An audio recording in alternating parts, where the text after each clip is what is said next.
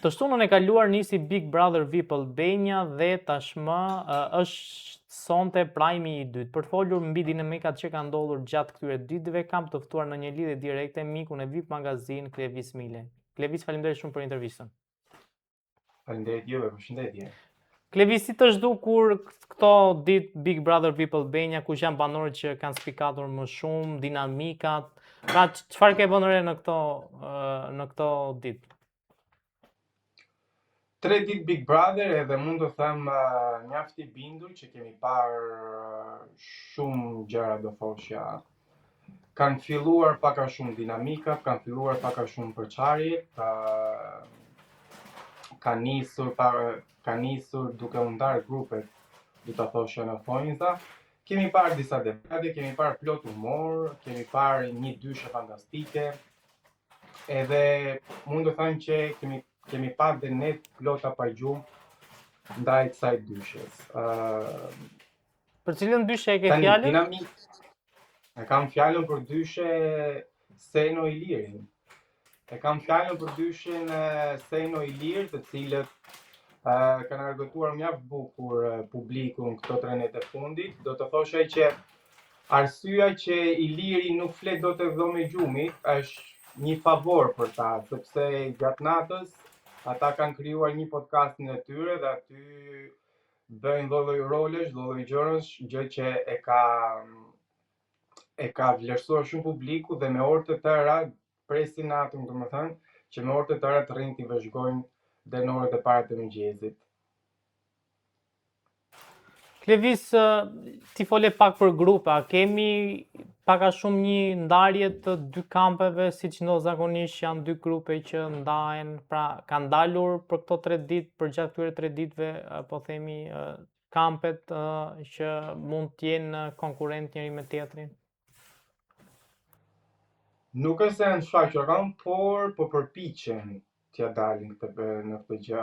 Po përpiqen ose shumti kanë rinisur Kristi së bashku me Angelon, po përpiqen të krijojnë një grupin e tyre. Në krah tjetër kemi Mirin, që në krahun e tij ka Stinën edhe disa banorë të tjerë që po përpiqen gjithashtu të krijojnë grupin e tyre, por kemi edhe një grup të tretë, të cilin siç thash më parë është Iliri dhe Seno, të dy të veçantë janë. Kështu që nuk mund të them që kemi grupe të ndara momentalisht, por janë duke përpjekur, duke hedhur grepa, duke hedhur ato strategjitë e tyre, por momentalisht nuk kemi diçka specifike. Klevis, si e ke parë Stinën në këto ditë? Stinën nuk është se kam parë aq aktiv. Kam pritur ta shoh më të fuqishëm, por shikoj, jemi veç 3 ditë, secili do kohën e tij për t'u ambjetuar, për të njohur pak rrethin ku ai ndodhet, edhe besoj se më vonë Stina ka për të dhënë, por momentalisht Stina është duke i njohur dhe duke i parë të gjithë banorët pak a shumë, edhe le të shpresojmë që me kalimin e ditëve Stina do bëjë diçka për të dukur në të shtëpi. Çfarë pritet të ndodhë prajmin e sonte? Siç e kemi parë dhe tek promo që kanë nxjerrë Big Brotheri, normalisht pritet që të shohim banorët e rinj, të cilët mund të jenë diku aty rreth shtëpisë të madhe. Mund të presim të kemi 3 ose 4 banorë, nuk kemi informacione të saktë ose ndonjë info ku mund të themi sigurisht se sa mund të jenë, 2, 3 apo 4, por e dim që sot do mi priten banorë të rinj ose do shfaqen banorë të rinj, se mbase janë diku të sponsoruar në vend tjetër dhe mund të qëndrojnë por një periudhë larg njëri tjetrit, thjesht do jenë në dienitë e publikut.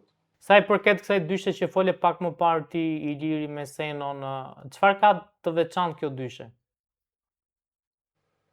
Këta dyshe janë mos e shumti popullor, janë vetvetja, mundojnë gjithmonë të argëtojnë midis tyre, të argëtojnë dhe publikun të njëjtën kohë, e kanë nisur mjaft bukur, shpresoj që ta zgjasin edhe më tej, sepse siç e kam thënë më para, publiku i vlerëson shumë këto gjëra. Publiku vlerëson thjeshtësinë e secilit aty brenda, është lodhur tashme duke parë intriga, sherre pa lidhje, edhe senet e tilla.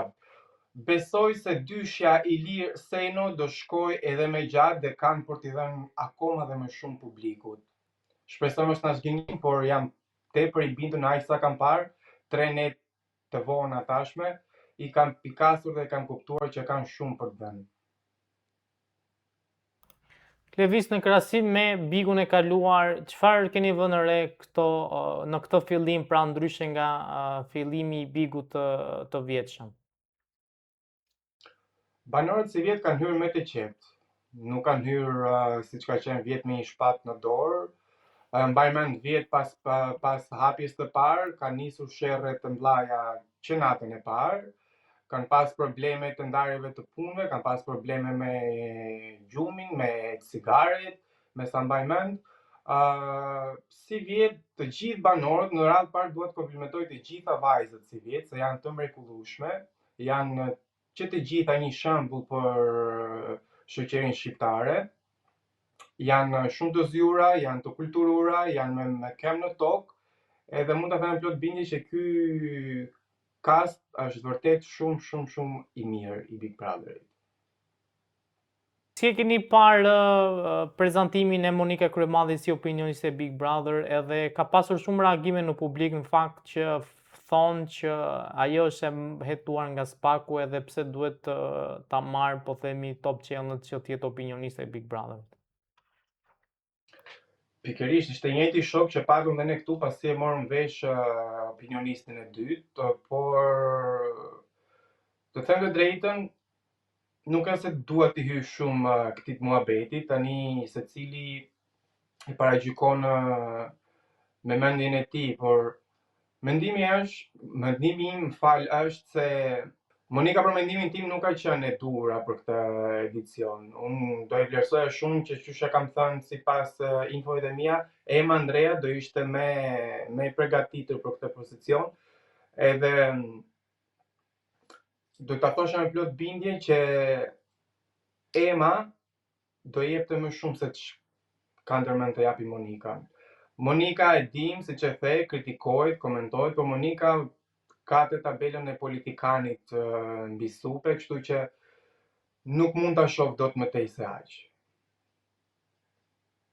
Klevis, janë marrë fakte edhe me, po themi, ndryshime që ka pësuar Monika Kryemadhi që para disa vitesh në ndryshim me, po themi, vitet e fundit. Po tashi, nëse bëhet fjalë për transmetimin e pamjes. Tani është mos e normali, jemi në vitin gati 2026, secili do të tregoj veten e tij si mund t'i duket atij më bukur, nuk mund ta komentoj këtë gjë. Nëse Monika ndjehet okay me veten e saj, atëherë unë s'kam se ndërhyj te kjo pjesë.